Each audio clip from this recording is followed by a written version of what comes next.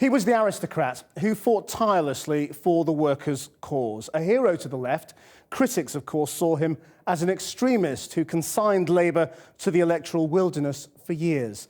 But today, politicians from all sides have been paying tribute to Tony Benn, who has died at the age of 88. They all agree politics will be poorer without him. Our political editor, Gary Gibbon, looks back at his life. We can begin to achieve socialism in our lifetime. Thank you very much.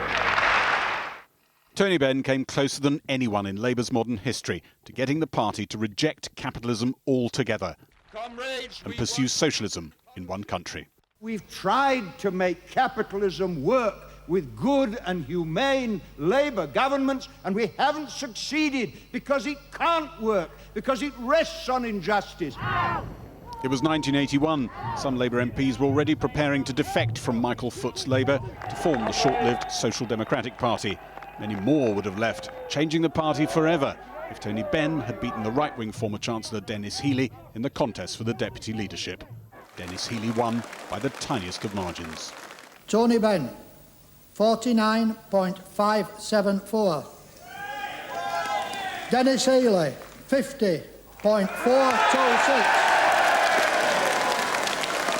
It would be nearly 30 years before Labour elected a leader Tony Benn voted for.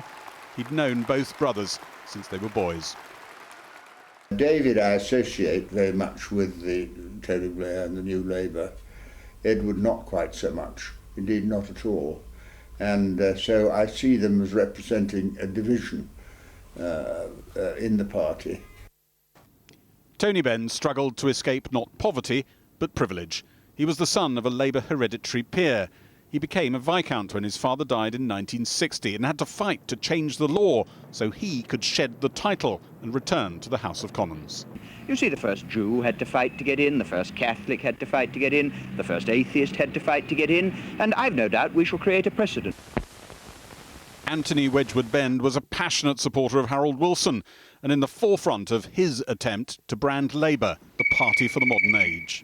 It's got an advantage which many people have urged in the past. You can pick it up easily.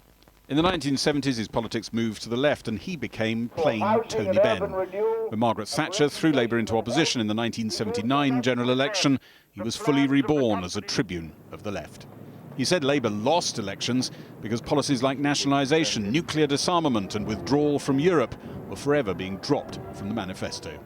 I've been responsible now for 5 years to see the policies develop in the subcommittees, come to the executive, go to the unions for consultation, be discussed in the liaison committee with the unions, come to conference, be endorsed.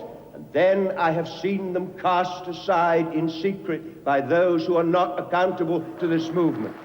Michael Foot's 1983 manifesto was the closest Labour got to his beliefs. Tony Benn is out of the House of Commons. But the party crashed at the election. He lost his seat and Labour began a journey back in the other direction. When Tony Blair was in power, he was a fixture of street protests, marching for jobs against the Iraq war, even visiting Baghdad. The first question is, does Iraq possess weapons of mass destruction? Iraq has no weapons of mass destruction whatsoever.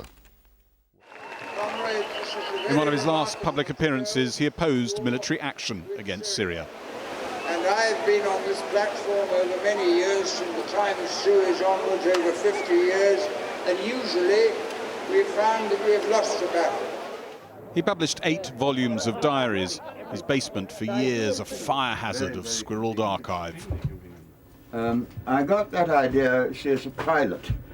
You sat there and you had things on all 3 sides and on the ceiling. So if you suddenly want to find out the date, it's easier to look there than find something else.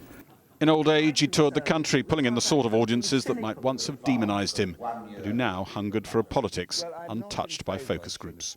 I was once the most dangerous man in Britain, and now I'm described as a national treasure. So we're coming down now to the sewage ejector plant. Tony Benn mocked Parliament's pretensions in a TV documentary. This is what, how old then? About 1887. That would have taken Mr. Gladstone's excavers out of the building. Just about, I would think, yes. He regularly took his political message to the Glastonbury Festival. Nowhere was out of bounds and nothing dimmed his faith that his ideas would have their day. A few years ago, he recorded this message for his own obituary. As by definition I won't be able to say this again, can I take this opportunity of thanking my family, my mother and father and my 2 brothers, and above all Caroline, who inspired me over the 50 years of our marriage, and my children and grandchildren, all the many, many other people who supported me, encouraged me, and taught me so much. And I hope that in return I encouraged them, and that I didn't give offence, because I tried to speak my mind, and that's what you have to do in politics. So thank you very much. Well, I'll check that on transmission.